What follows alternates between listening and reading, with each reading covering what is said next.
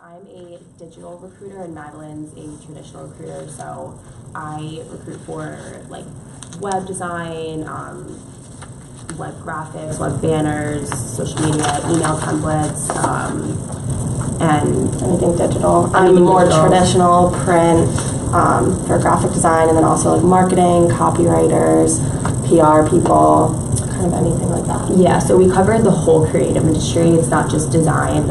So any kind of writing, any kind of marketing, even front-end development. I have a whole list of skill sets over here. There's a lot of kind of marketing, a lot of kind of design, like UX, interactive web. So yeah, there's a huge, amount of skill sets there. So yeah. And then everything on our end of things is like contract and contract to hire and freelance. Are you guys like familiar with contract work and doing freelance and stuff like that? I don't know. Not really? A little bit? Okay.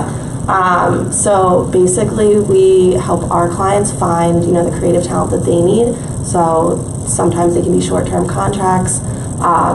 Sometimes it can be longer term, and that basically means you'd be put on an assignment with them through us. So it could just be, a few hours a week. It could be like a full-time thing. It really varies and depends. But you can kind of be put on assignments through us with, a client. yeah, so I had this PowerPoint, but so pretty much the way I explained to candidates, like permanent positions versus contract positions. Permanent is, you're on a salary, you have benefits. The interview process is probably longer because they want to make sure, you're there for the long haul, so they want to make sure it's the perfect fit, not just skill set wise, but culture fit. While contract work, you are paid hourly. You wouldn't have benefits from the company you're working for, but we actually, the Creative Group does offer benefits for our employees, which a lot of staffing agencies don't, so that's the bonus. But the duration varies, so since it's not a permanent position, like Madeline said, it could be just an assignment. Maybe someone's on maternity leave, or they're sick, or they just have some extra work coming in and they just need some help. Maybe it's an ongoing duration, they don't know how long it's going to take. So that's something the candidate has to be okay with. And then the process is a lot quicker, so it's usually more of an urgent need. And since it's not permanent, they're not worried about like how much of a fit it is. They just really need someone to crank out the work.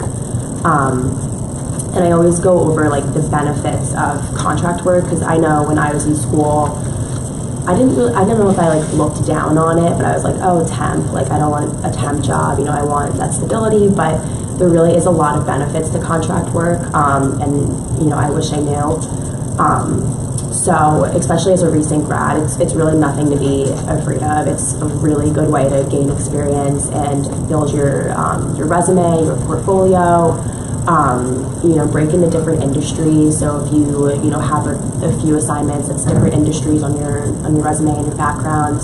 And we always say it's not permanent, it's contract. We understand that. So it could be just making money while you're looking for that permanent position. While you're searching for that permanent position, just get that experience and make some money. Like, you always want to make money, and just get your foot in the door. So.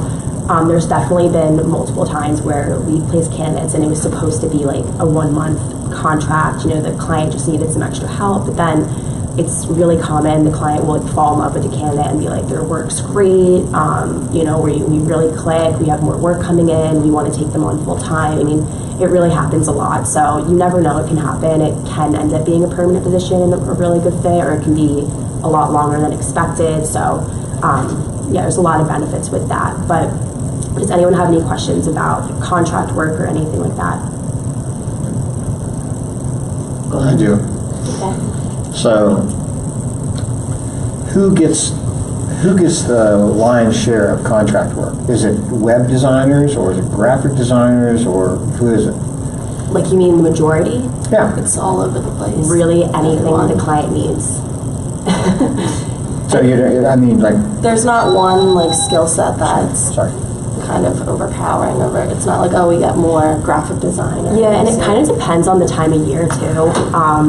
Especially, I know, when it was like around Christmas time, everything was kind of slowing down. It's not the best time to look for work, but that's when clients needed a lot of production artists. There was a lot of production work, just like doing final layout and just putting everything together.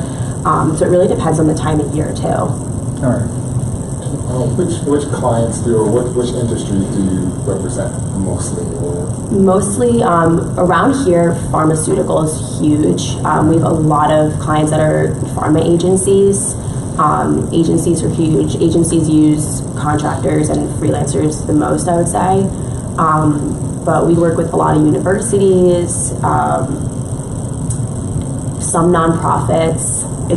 We're open to anything. It's just any client that needs our services. I can't really think of anything else off the top of my head, but yeah, universities, banks, corporations. Financial, pharmaceutical. And then what's the region? Like, is it only Philadelphia, Metro, or Delaware, Maryland? So We're the greater Philadelphia area. So we That's cover our office. all of Pennsylvania, some of Delaware, but we have offices everywhere. We're global. So yeah, if anyone, if a candidate reaches out to me and they're like, I'm relocating, I can just send them to someone in a different office. So we're all over. So if I come to you with if I come to you as an artist and I say to you, here's what I want to do. I want to work inside in a pharmaceutical situation. That's all I want. That's what I want. If you don't have it, do you search for those positions, or do those positions come to you first? So if you have that background and you